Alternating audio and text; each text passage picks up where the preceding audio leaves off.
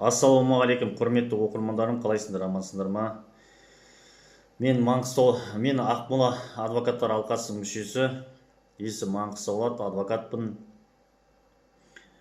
Мен бұл бейне үндеуімді Маңғыстау облысы прокуроры Айдос Серікханұлына жолдағым келіп отыр.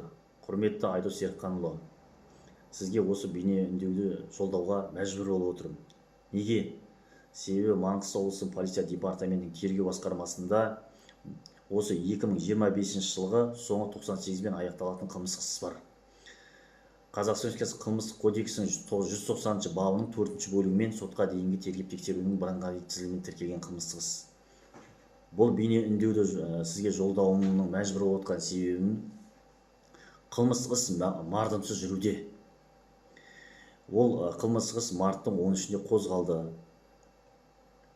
Содан кейін адамды таба алмай, міне осы бірнеше уақыт жүрді. Адам жоқ, адамды таба алмады, адам қашып жүрді. Үйінде болған жоқ деді. Содан мен бұл осы бойынша адам ұсталмағаннан кейін, адамды ұстай алмағаннан кейін Маңғыстау облысы полиция департаментінің бастығы генерал-майор Сағындық Күзембайұлының қабылдауында болдым. Ол кісіге рахмет, тапсырмасын беріп, адамды тездетіп ұстатты. Полиция департаменті жеткізілді, біз қуандық. Беттестіру жүргізілді. Бетіне айттық, адамның өтірік айтып отқаны көрініп тұр. Қолхат бар, мойындаған, ақшаны алған. Бейне үндеуі бар, мойындаған. Түбіртектер бар. Қолма-қол берген адам бетіне тіке айтып отыр. Перепискілер, WhatsApp арқылы сөйлескен бар. Енді не керек?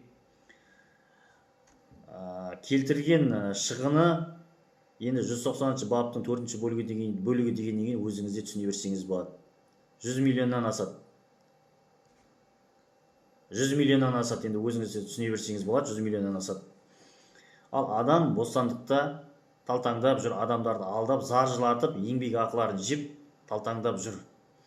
Құрметті Айдос Серікханұлы, мен бұны бассыздық деп есептеймін.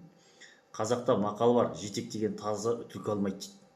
Біз қылмыстық қудалау органдарына былай жасаң, ананы ұстаң, мынаны жеткізің, мынандай тергеу әрекеттерін жасаң дейтін болсақ, бізге қылмыстық қудалау органдары не үшін керек халыққа? Егер қылмыстық кодекс жұмыс жасамайтын болса, не үшін керек? Ал өздеріне керек зат болатын болса, түймейдей затты түйедей қылып, адамды апаратын жеріне апарып, баяғыда өзі күзетпен ұстап бұлтартпау шарасын қолданып тастайды. Бұл қылмыстық іс бұрында да бір рет жабылған, қараусыз қалдырылған. Бұның артында қандай күш бар, қандай себеп бар білмейміз. Құрметті Айдос Серікханұлы, сіз енді осы бейне үндеуімді назарға алып, өзіңіздің облыстық прокуратураның тергеу басқармасының бастығына тапсырма беріп, ол осы қылмыстық іс бойынша дереу қажетті тергеу амалдарын жүргізіліп, адамға қатысты бұлтартпау шарасын қолдануға тапсырма бересіз деп ойлаймын. Біз сіздерге жамандау емес, сын пікір айтып отырмыз. Егерде бұл Маңғыстау облысында бұл іс өзінің оң нәтижесін таппайтын болса, мен Қазақстан Республикасының бас прокуратурасына баруға және Ішкі істер министрлігі генерал Саденовтың қабылдауына жазылам. Енді амал жоқ, басқа не істеймін енді? Адамдарды көз жасын, маңдай терін алдап алады, адам талтаңдап жүреді. Бұның талтаңдап жүруіне не себеп болуы мүмкін? Ар жағында не жатыр? Бізге беймәлім. Құрметті Айдос Серікханұлы, осы қылмыстық істі назарға алуын сұраймын. Қылмыстық істің арты 98. Оны сіздің қызметкерлеріңіз біледі. Бұрын Киберполда болды. Ақтау қаласының прокурорлары біледі бұны.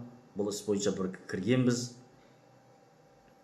Сізге рахмет. Осы қылмыстық іс бойынша қарамағыңызда қызметкерлерге тапсырма беруіңізді сұраймын.